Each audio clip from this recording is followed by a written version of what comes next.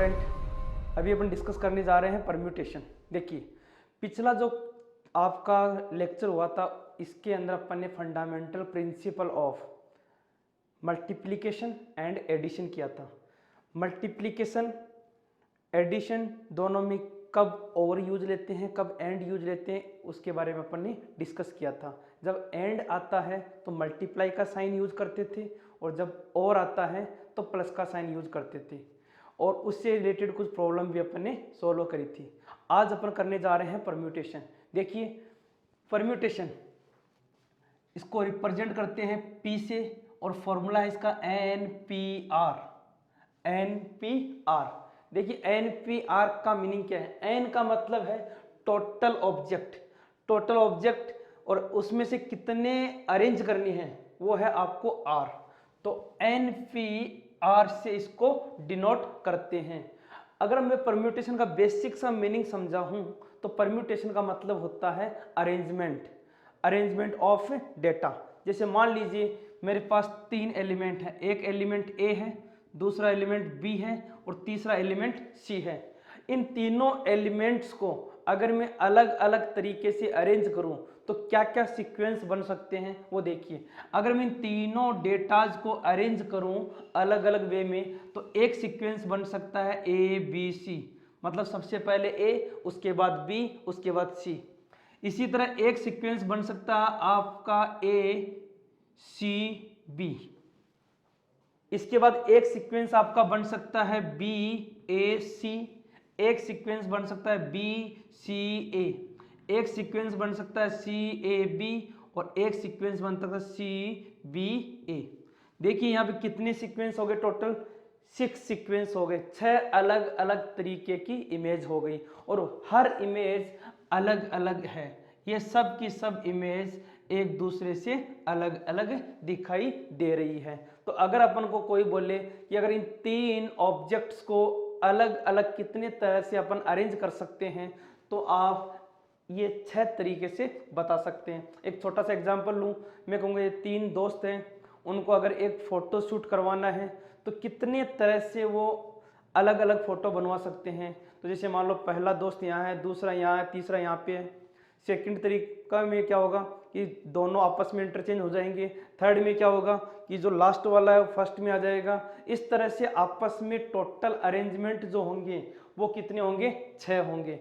तो इसी को अगर मैं फॉर्मूले से समझाऊं तो ऐसा समझेंगे कि टोटल ऑब्जेक्ट है 3 और इसमें से कितने अरेंज करने हैं, 3। तो टोटल ऑब्जेक्ट 3 हो गए और अरेंज कितने करने हैं, 3। ओके, मान लीजिए ABC 3 है, इसमें से कोई 2 एलिमेंट लेने हो। अब कोई 2 एलिमेंट कैसे आ सकते हैं, मान लो AB आ सकता है, BA आ सकता है। इसके अलावा जैसे 2 एलिमेंट B और C को ले लिया, ये C और B इस तरह से अरेंज हो सकते हैं। मान लो एक A और C आ गया या C और A इस तरह से अरेंज हो सकते हैं। तो यहाँ पे आप क्या देख रहे हैं, ऑब्जेक्ट कितने थे, टोटल 3, और अपन ने कितने लिए एक साथ, 2। तो इसको मैं कैसे लिखूंगा, 3P2। यहाँ पे कितने लिए थे, 3, इसको क्या लिखेंगे, 3P1। इसी तरह मान लो ये ABC 3 एलिमेंट है, अपन को एट ए टाइम एक ही लेना हो तो इसको कैसे लिखेंगे, 3P1। या तो अपन A को लेंगे या B को लेंगे या फिर C को लेंगे। तो ये है परम्यूटेशन कि डेटाज को किस तरह से अरेंज करते हैं। तो यहाँ NPR, इसको सोल्व करने का फॉर्मूला है factorial N upon N minus R, factorial N upon N minus R। और ये जो R का वैल्यू है, ये R का वैल्यू या तो होगा 1 या तो होगा 1 या 1 से ज्यादा, और ज्यादा कहां तक होगा, n तक। मतलब R की वैल्यू एक तरह से आप 1 से लेके n के बीच में बोल सकते हैं। तो इस तरह से डेटाज को अरेंज करने के लिए अपन परम्यूटेशन काम में लेते हैं। अब देखिए कैसे कैसे इसके क्वेश्चन बनते हैं और किस तरह से अपन परम्यूटेशन को यूज लेते हैं। ज्यादातर जो क्वेश्चन है उनका कॉन्सेप्ट रहेगा फंडामेंटल प्रिंसिपल।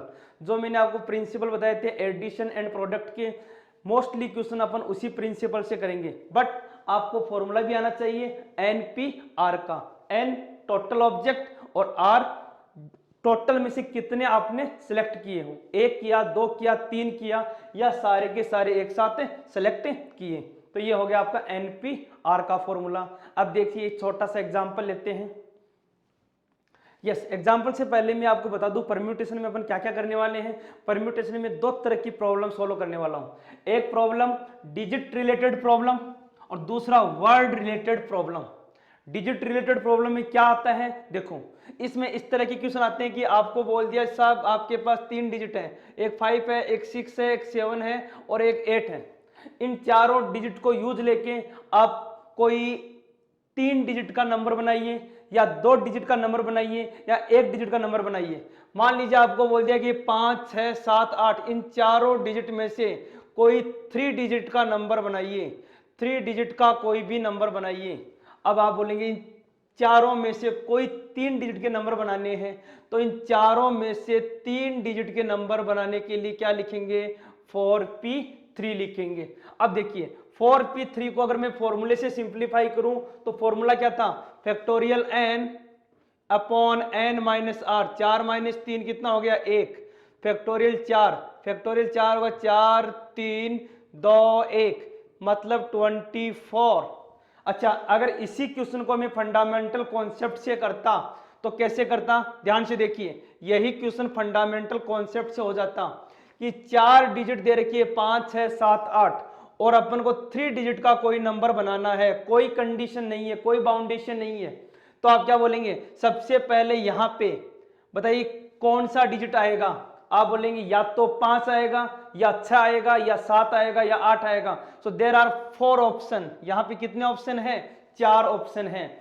ओके, इसके बाद में नेक्स्ट, अब नेक्स्ट पोजीशन पे ये देखना पड़ेगा कि क्वेश्चन में डेटा या डिजिट रिपीट हो रहा है या नहीं हो रहा। मान लीजिए मैं बोल रहा हूं repetition not allow, repetition not allow, digit repeat नहीं हो रहा, तो आप बोलेंगे इस पोजीशन के लिए अब 3 में से कोई एक डेटा आएगा, क्योंकि एक डेटा यहां पे यूज आ चुका है।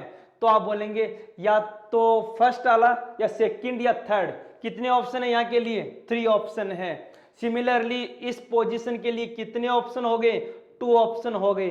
तो टोटल कितने हो गए, 4 3 जा 12 है, 12 2 जा 24। तो ये 24 एंड ये 24। तो आप NP-R को यूज करके कर सकते हैं और फंडामेंटल कॉन्सेप्ट को यूज करके भी कोई भी क्वेश्चन कर सकते हैं। अब देखिए इसमें और क्या क्या क्वेश्चन बन सकते हैं डिजिट रिलेटेड प्रॉब्लम में। मान लीजिए इसी क्वेश्चन में से बोलता एक 3 डिजिट का नंबर बनाइए जो इवन हो। क्या हो, 3 digit number, 3 digit number that are even. अब इवन नंबर आपको बनाना है कि इवन नंबर कैसे बनेगा, 3 डिजिट का। तो देखिए यहाँ पे अपन फंडामेंटल कॉन्सेप्ट से करेंगे, बहुत जल्दी हो जाएगा। सबसे पहले यहाँ देखिए इवन प्लेस, इवन नंबर में जो यूनिट नंबर है, जो यूनिट प्लेस का नंबर है, ये वाला जो नंबर है वो या तो होना चाहिए 0 या 2 या 4 या 6 या 8। बट यहाँ पे जो गिवन है, क्या क्या गिवन है, 5 6 7 8। इनमें से इवन एलिमेंट कौन कौन से हैं, एक तो है 6 और दूसरा है 8।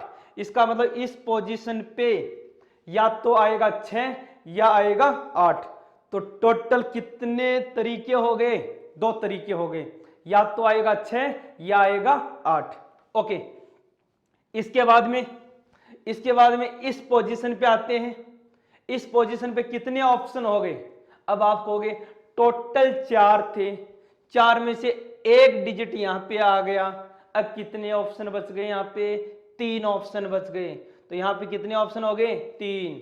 अब 2 डिजिट कम हो गए, कितने बच गए यहाँ पे, 2। तो इस तरह से अपन मल्टीप्लाई करते हैं तो ये आपके पास में 12 नंबर, टोटल 12 डिजिट बनेंगे, 12 नंबर बनेंगे जो 3 डिजिट के होंगे और क्या होंगे, इवन होंगे। इसी तरह ऑड नंबर भी निकाल सकते हैं।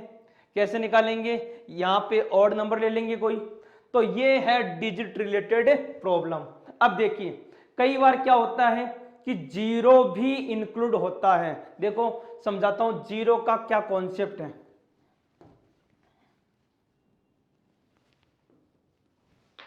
जीरो का क्या कॉन्सेप्ट है, किस तरह के क्वेश्चन आते हैं जहां जीरो इंक्लूड होता है। जैसे मान लीजिए यहां पे 0 5 6 7 8 ये 5 डिजिट का नंबर आ गया। अब बोले कि इन 5 से कोई 4 डिजिट का नंबर बनाइए, 4 डिजिट का नंबर बनाइए।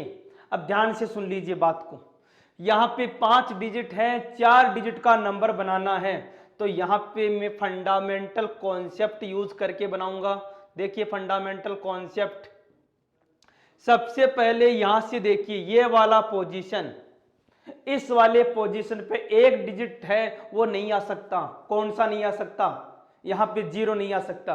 क्यों नहीं आ सकता, क्योंकि अगर 4 डिजिट का नंबर होना है तो इस वाली जगह पे जीरो नहीं होना चाहिए। जैसे मान लो मैं किसी बच्चे से पूछूं बताइए बेटा ये कितने डिजिट का नंबर है, तो ये 0 1 ये ओनली एक ही डिजिट का नंबर काउंट होगा। अगर मैं 1 0 लिखूं तो ये 2 डिजिट का नंबर है, बट 0 1 पूछूं तो ये एक ही डिजिट का नंबर काउंट होगा। अगर मान लो यहां लिखा हुआ है 0 0 1 तो ये कितने डिजिट का है, ओनली एक डिजिट का नंबर है। और अगर मैं लिखूं 1 0 0 तो ये कितने डिजिट का नंबर है, ये 3 डिजिट का नंबर है। तो इसी तरह से अगर मैं बोलूं कि किसी भी नंबर में पहले जीरो आता है तो उसको अपन डिजिट में काउंट नहीं करेंगे। तो यहां पे क्या लिखेंगे, यहां जीरो नहीं आएगा तो क्या आएगा, या तो आएगा 5 या आएगा 6 या 7 या 8। So there are 4 option. कितने ऑप्शन है यहाँ पे, 4 ऑप्शन है। यहाँ पे कोई भी 4 डेटा आ सकते हैं। इसके बाद में यहाँ पे देखिए यहाँ पे कौन सा आएगा। अब आप बोलेंगे सर बताइए क्वेश्चन में रिपीटेशन अलाउ है या नॉट अलाउ, तो क्वेश्चन में लिखा हुआ आएगा रिपीटेशन नॉट अलाउ, या तो लिखा हुआ आएगा रिपीटेशन अलाउ नहीं है नॉट अलाउ, या आएगा रिपीटेशन अलाउ। मतलब या तो लिखा हुआ आएगा कि सारे डेटा डिफरेंट होने चाहिए, डिस्टिंक्ट वैल्यू होनी चाहिए, या फिर जो वैल्यू है वो दोबारा यूज में ले सकते हैं। तो अब देखिए यहाँ पे मैंने लिखा repetition not allow, repetition allow नहीं है। तो अब यहाँ पे क्या आएगा, अब आप बोलेंगे सर टोटल थे 5, 5 में से एक डिजिट यहाँ पे आ गया, अब कितने बच गए, 4। तो यहाँ भी कितने ऑप्शन हो गए, 4 ऑप्शन। यहाँ भी 4 ऑप्शन, यहाँ भी 4 ऑप्शन। यहाँ के लिए कितने ऑप्शन बच गए, आप कहेंगे टोटल 5 में से 2 जगह तो कंप्लीट हो गई। अब यहाँ पे आएंगे 3 ऑप्शन, कोई भी 3 डेटा आ सकते हैं। तो यहाँ पे हो गए 3 ऑप्शन और यहाँ पे हो गए 2 ऑप्शन। इस तरह से आप फंडामेंटल कॉन्सेप्ट यूज लेंगे। ध्यान से देखिए मैं यहाँ मल्टीप्लाई क्यों लिख रहा हूँ, मल्टीप्लाई इसलिए लिख रहा हूँ कि ये कंडीशनल टाइप का क्वेश्चन है कि पहले 4 एंड उसके बाद 4 ऑप्शन एंड उसके बाद 3 ऑप्शन एंड उसके बाद में 2 ऑप्शन। तो फाइनली कितने हो गए, फाइनली हो गए 4 4 16 48 और 48 दूनी 96। ये हो गया आपके 96 डिजिट्स, 96 नंबर ऐसे होंगे जो 4 डिजिट के होंगे और इन 5 डेटा से बन सकते हैं, 5 जो गिवन वैल्यूज है इनसे बन सकते हैं। तो इस तरह के डिजिट रिलेटेड प्रॉब्लम अपने यहाँ पे आती है, या तो इवन पूछ लेता है या ऑड पूछ लेता है। इसके अलावा ये जीरो इंक्लूड है या जीरो नॉट इंक्लूड है, इस टाइप के क्वेश्चन बनते हैं। अब एक छोटा सा क्वेश्चन करते हैं, देखिए डिजिट रिलेटेड प्रॉब्लम जो प्रीवियस ईयर एग्जाम में पूछा गया है। देखिए क्वेश्चन है how many 4 digit number can be formed using 1 to 9 RNA repetition not allow. तो ध्यान से देखिए यहाँ पे गिवन डेटा है 9 डिजिट्स गिवन है, 4 डिजिट का नंबर बनाना है। क्या यूज लेंगे, फंडामेंटल कॉन्सेप्ट, इससे बहुत जल्दी आपका आंसर आ जाएगा। देखिए ध्यान से, सबसे पहले 1 से लेकर 9 तक डिजिट है, कोई कंडीशन नहीं है, तो आप बोलेंगे सर यहाँ पे कोई भी 9 डिजिट आ सकते हैं, कोई भी 9 डिजिट आ सकते हैं। इसके बाद में इस पोजीशन के लिए कितने हो गए, कोई भी 8 डिजिट आ सकते हैं, इसके लिए कोई भी 7 डिजिट आ सकते हैं और इसके लिए कोई भी 6 डिजिट आ सकते हैं। इनको मल्टीप्लाई कर लेंगे तो यही क्वेश्चन आपका हो गया जब डिजिट 1 to 9 गिवन है और रिपीटेशन नॉट अलाउ। अगर बोलता रिपीटेशन अलाउ है, अगर इसी क्वेश्चन में बोलता रिपीटेशन अलाउ है तो आप क्या लिखते हैं, रिपीटेशन अलाउ है। तो सबसे पहले देखते 1 to 9 में इस पोजीशन पे क्या आ सकता है, आप उन्हें कोई भी 9 एलिमेंट आ सकते हैं, इस पे कोई भी 9 आ सकते हैं, इस पे कोई भी 9 आ सकते हैं, इस पे भी कोई भी 9 एलिमेंट आ सकते हैं। मतलब आंसर हो गया 9 की पावर 4। अच्छा, अगर मान लो यही क्वेश्चन 1 से स्टार्ट ना हो के 0 से स्टार्ट हो जाए, how many 4 digit number can be found using 0 to 9, 0 से लेके 9 तक डिजिट दे रखे हैं और आपको पूछ ले रिपीटेशन नॉट अलाउ, तो क्या क्या डिजिट या कितने डिजिट बनेंगे। देखो, तो यहाँ पे 4 डिजिट के लिए यहाँ पे 4 ब्लॉक्स बना लेते हैं। सबसे पहले यहाँ पे बताइए कितने ऑप्शन है इस वाली जगह के लिए, इस ब्लॉक के लिए। क्या 0 आ सकता है यहाँ पे, नहीं आ सकता। यहाँ 1 2 3 4 5 6 7 8 9 में से कोई डेटा आएगा, मतलब देयर इज 9 एलिमेंट। यहाँ पे क्या आएगा, अब आप कहेंगे सर यहाँ पे अब 0 आ सकता है, इसका मतलब टोटल 10 डेटा थे, एक पहले आ गया यहाँ पे, अब कितने बच गए 9, तो इस पोजीशन पे भी कितने आ सकते हैं 9।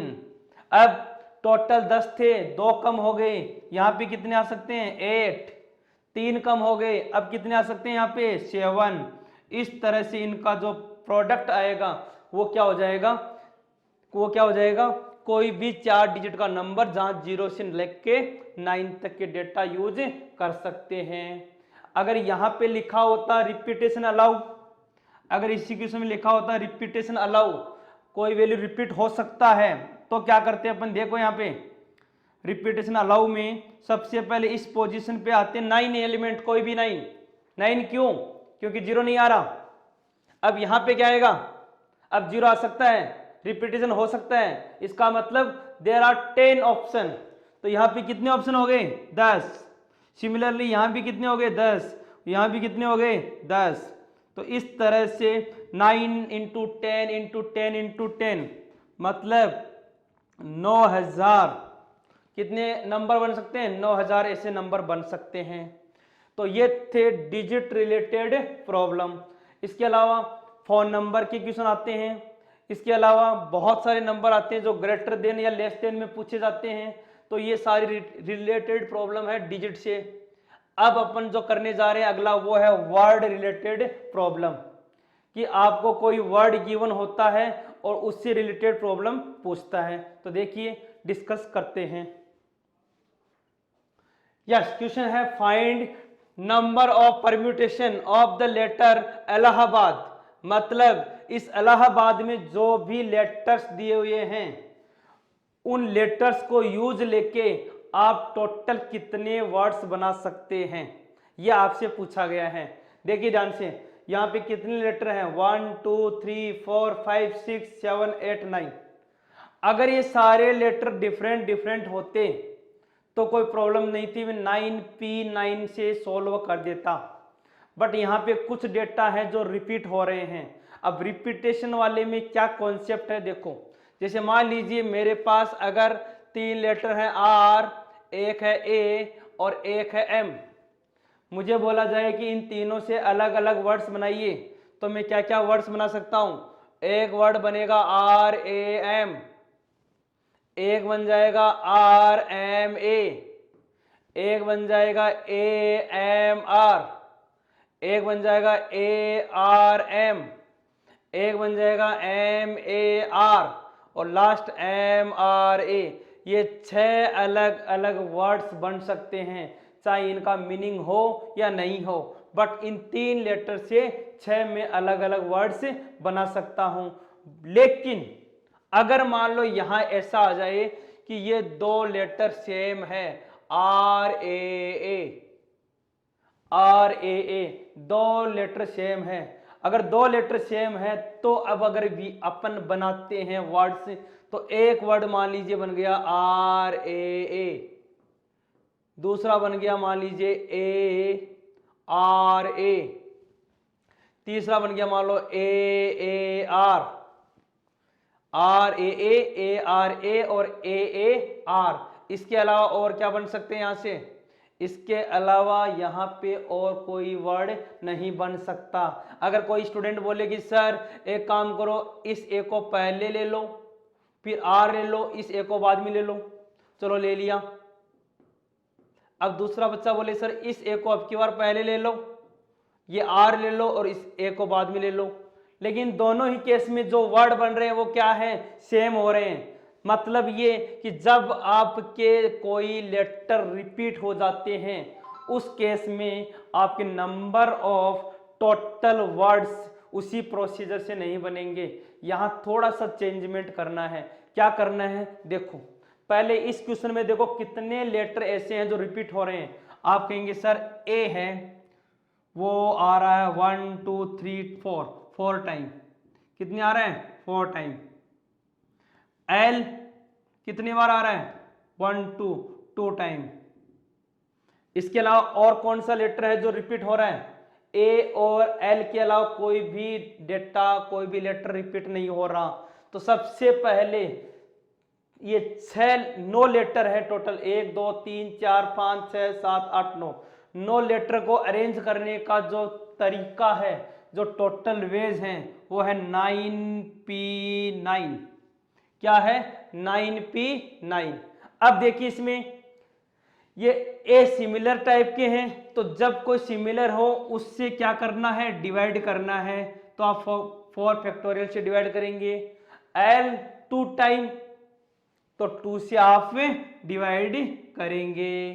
तो ये 9p9 को अपन क्या लिख सकते हैं, 9p9। ध्यान से देखिए npn को आप डायरेक्टली फैक्टोरियल n लिख सकते हैं, क्योंकि n माइनस n तो 0 और 0 का फैक्टोरियल क्या होता है 1, तो डायरेक्ट आप n फैक्टोरियल लिख सकते हैं। तो ये हो गया 9 factorial upon 4 factorial and 2 factorial. ये आपका आंसर आ गया जब कुछ डेटा सेम है।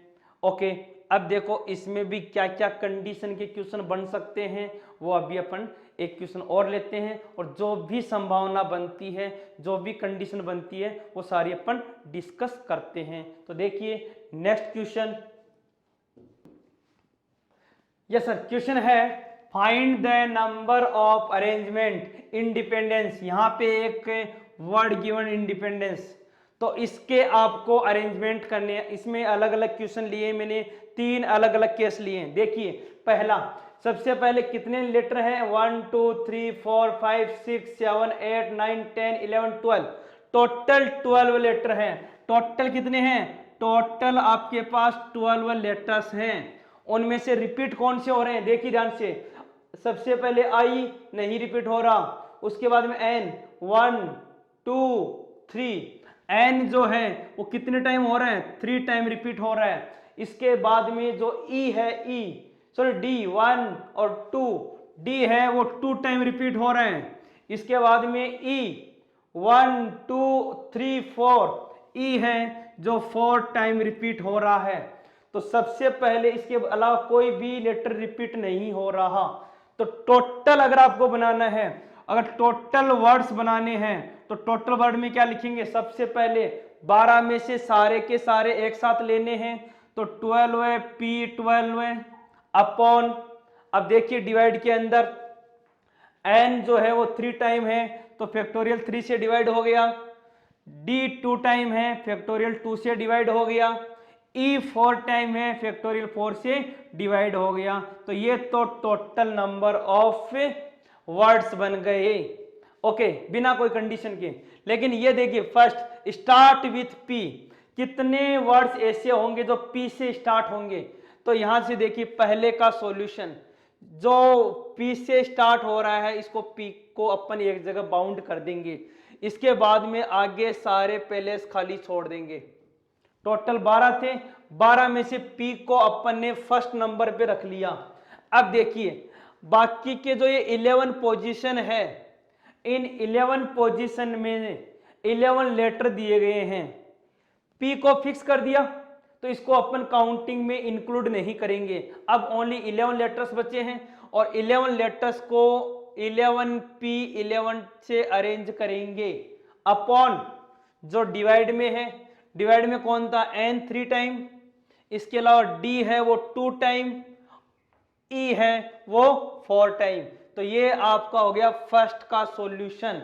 11 एलिमेंट्स को यूज लिया क्योंकि p आपका फर्स्ट नंबर पे आ गया था। ओके, नेक्स्ट सेकंड है वोवल्स कम्स टुगेदर, वोवल्स सारे एक साथ आएंगे। अब बताइए वोवल कितने, यहां पे वोवल कितने, वोवल 1 2 3 4 5 वोवल्स हैं। कितने वोवल्स हैं, 5। तो इन 5 वोवल्स को मैं एक जगह बाउंड कर दूंगा अलग से। कौन कौन से हैं, ई है 4 टाइम एंड आई है 1 टाइम, मतलब ये 5 वोवल्स ई और आई, मैंने इनको एक साथ रख दिया, पांचों को। टोटल 12 थे, 12 में से पांचों को एक साथ रख दिया, बाकी कितने बच गए, 7। 1 2 3 4 5 6 7। सुन लीजिए ध्यान से, टोटल 12 थे, 12 में से 5 को मैंने एक जगह पे बांध दिया। जैसे अपन मानते हैं कि मान लीजिए अपने घर में 12 लोग आते हैं, उन 12 लोगों में से 5 लोगों को एक बड़ी सी सीट पे बिठा दिया और सबके लिए अलग अलग सीटें लगा दी। तो बताइए टोटल कितनी सीट हो गई, ध्यान से सुनिए। 12 लोग आए थे, 12 में से 5 लोग स्पेशल थे जिनको अपन ने एक बड़ी सीट पे बिठा दिया और बाकी के 7 लोगों को छोटी छोटी एक एक सीटों पे बिठा दिया।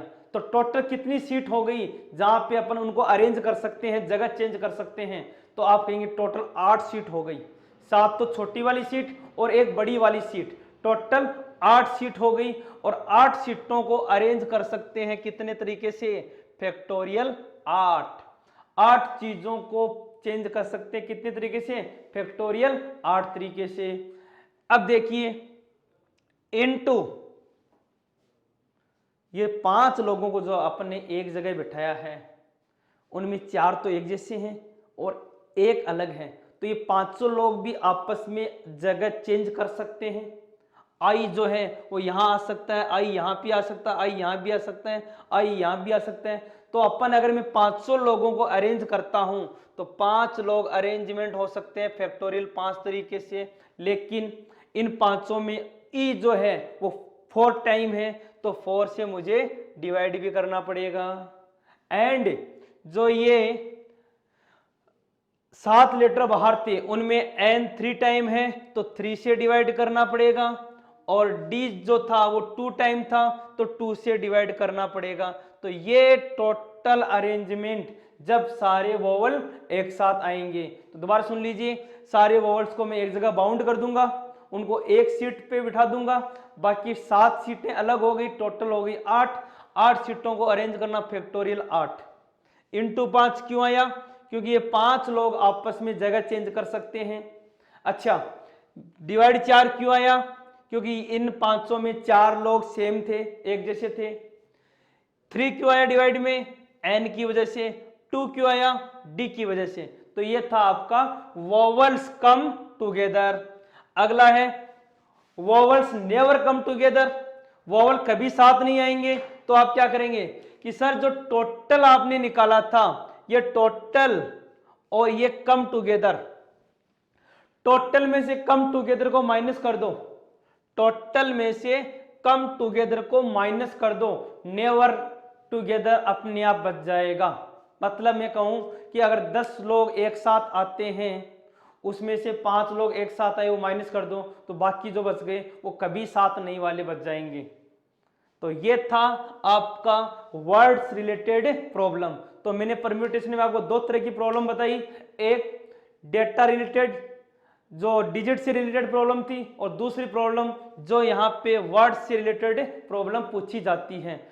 तो यह था आपका परम्यूटेशन, और भी इसकी बहुत अच्छी अच्छी प्रॉब्लम बन सकती है और कंडीशन बन सकती है, बट जो आपके लेवल में है, जो डिफेंस एनडीए एग्जाम में पूछी जाती है, वो ये प्रॉब्लम्स हैं। ठीक है, थैंक यू, आज के लिए इतना ही।